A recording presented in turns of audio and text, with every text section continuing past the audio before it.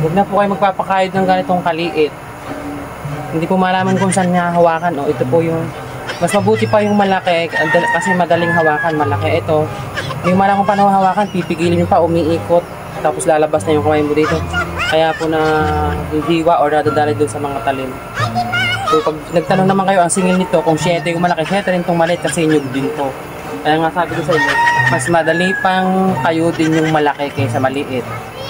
So ngayon kung ayaw nyo ay pudkutin nyo na naman umano. Mahirap po talaga, mas madali pa yung malaki. Ito nakakatakot, ang hirap pigilin.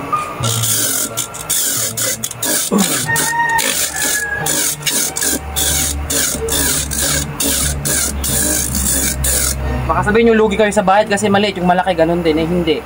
Kasi ulitin ko, mas mahirap kayo din ang maliit, ang hirap, hindi yung malaman kung saan yung hahawakan, diba?